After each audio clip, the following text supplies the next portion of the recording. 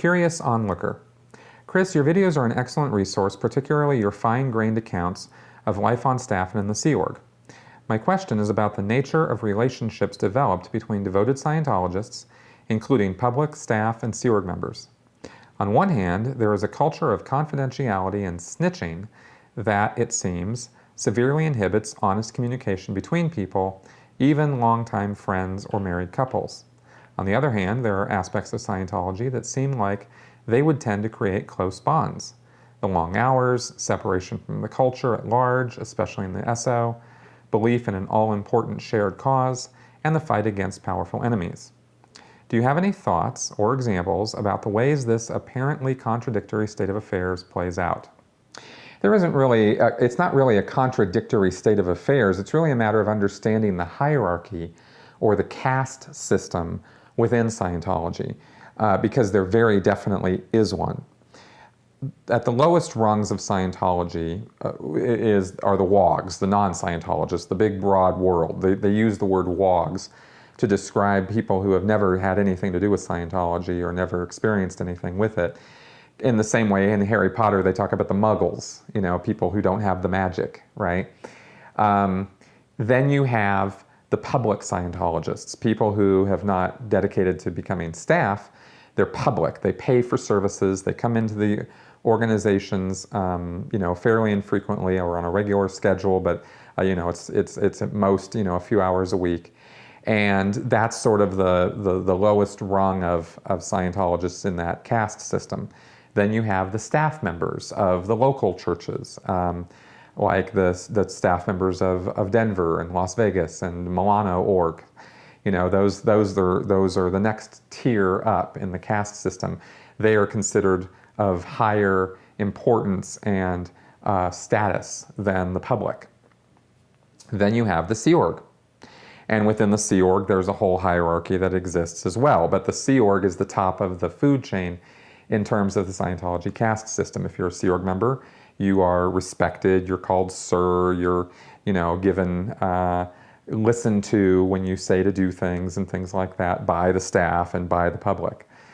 Even the public will call you sir if you demand it, you know. So there's that caste system, and the reason I mention that is because within each level of the caste, you know, within each caste, exists that camaraderie, right?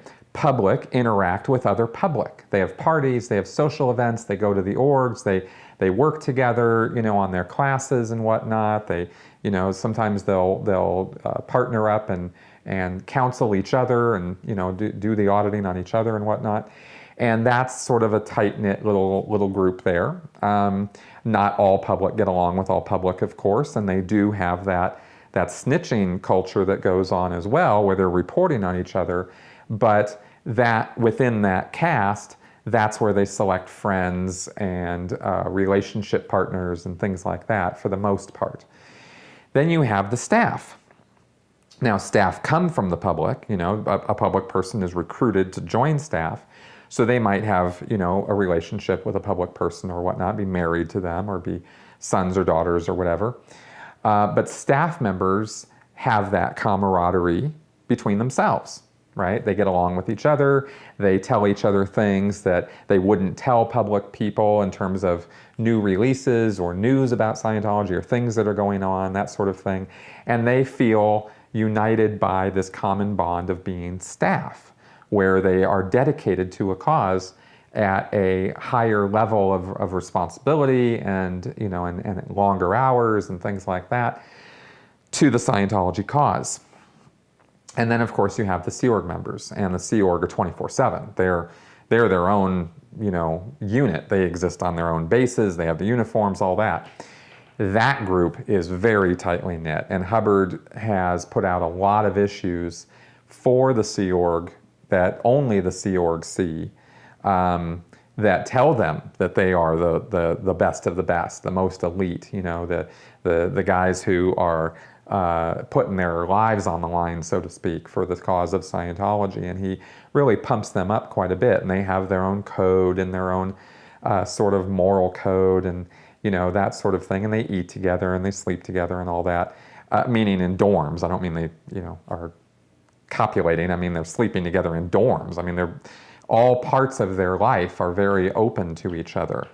And that forms what Hubbard calls an esprit de corps, a teammanship, right? That is, you can't really match that kind of core sort of esprit outside of a group like that. It's its own thing. Within that group of the Sea organization, if you betray that trust, or you violate those moral codes, or you don't follow the code of a Sea Org member, for example, something like that, then other Sea Org members feel insulted, and it's like a personal affront, and they're very upset about that. So the discipline within the group is very extreme, and that's where that snitching and the knowledge reports and all that sort of thing come in. And Sea Org members have nothing on yelling at each other and pushing each other around and stuff like that if they need to, in order to enforce the discipline that they feel is necessary at that level. Staff members don't really get into that too much. Sometimes very extreme examples of physical abuse and stuff like that does exist at a staff level, but not generally speaking. They're much more laid back at a staff level, and amongst the public, that sort of thing is unheard of. Public don't get into fights and push each other around and whatnot. So this 3-tier system is the world of Scientology. And then, within the Sea organization, you have a whole tier system or a caste system as well, with RTC at the top, CMO, management, and then the service organizations and whatnot. And that's sort of its own little system. So that's kind of how all that breaks down. And that's how the snitching culture meshes with the esprit de corps to form, what is not, it's not really contradictory. It's just sort of life within these different levels.